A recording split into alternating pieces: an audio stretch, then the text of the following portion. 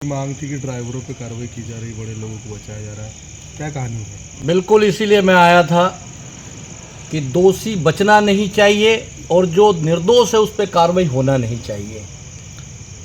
मुझे जानकारी में आया, कुछ लोगों ने फ़ोन पे बताया, निवास पे भी कुछ ड्राइवरों के परिवार आए कि इसमें बहुत सारे लोगों का हाथ है और सिर्फ ड्राइवरों पे कार्रवाई की जा रही है। मैं थाने में आया, थाने में टीआई साहब से बात की और यही बताया कि ये किसानों से जुड़ा मुद्दा है और ये कोई आज का मुद्दा नहीं है।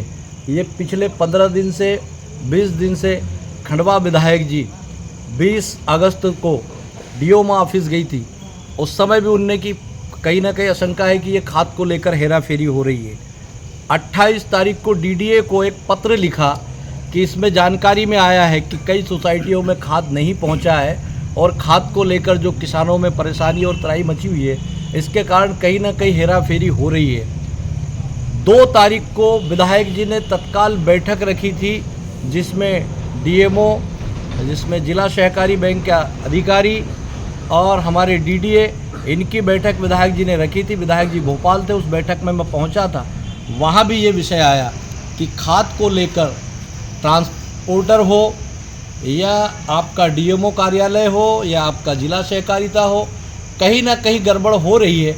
और बाद में पता चला कि कलेक्टर साहब ने भी संज्ञान में लिया, हमारी पंधाना की विधायक भी गई, सरकार भी इस चीज़ को लेकर चिंतित है कि किसानों से जुड़ा हुआ मुद्दा, खाद से जुड़ा हुआ मुद्दा, इसमें किसी प्रकार भी लापरवाही नहीं होना चाहिए।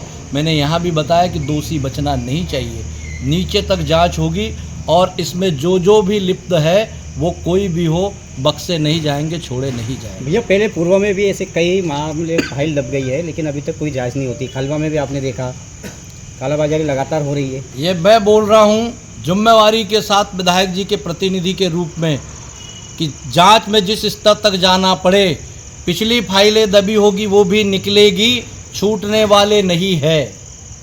ट्रांसपोर्टर्स के, व्यापारियों के वो जांच में आ गए, अभी बताए थे, आप पूछेंगे भी तो तीनों जो भी हैं वो जांच में आ गए हैं। जिन ट्रांसपोर्टरों के वाहनों से ले जाया गया, किस तरीके से वहाँ कहाँ डंप किया गया, वहाँ से प्राइवेट लोगों को बेचा गया, 600 से 700 रुपये की इसी जानकारी की इस भाव में बेचा गया। बाद में उन सोसाइटियों में उनको उस रेट के तालमेल बिठाने की कोशिश की, ऐसा जानकारी में आया। ये सारा जांच का विषय, एक एक बिंदु पर टीआई साहब से बात हुई है, एसपी साहब से मेरी बात हुई है, एडिशनल एसपी साहब से मेरी बात हुई है, कलेक्टर साहब से मेरी बात हुई है। हर बिंदु पे जांच होगी। जितना ट्रक चोरी हुआ उतना का मामला नहीं बनाया जा रहा, सिर्फ 5 लोगों को आरोपी बनाया गया उस मामले में भी। ट्रक तो छोड़ो, 1 किलो का मामला आएगा वो भी छोड़ा नहीं जाएगा।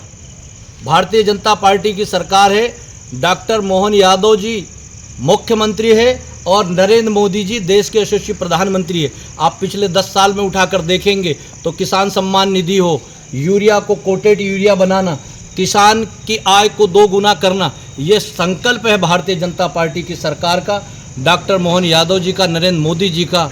कहीं कोई बख्शा नहीं जाएगा। Thank you.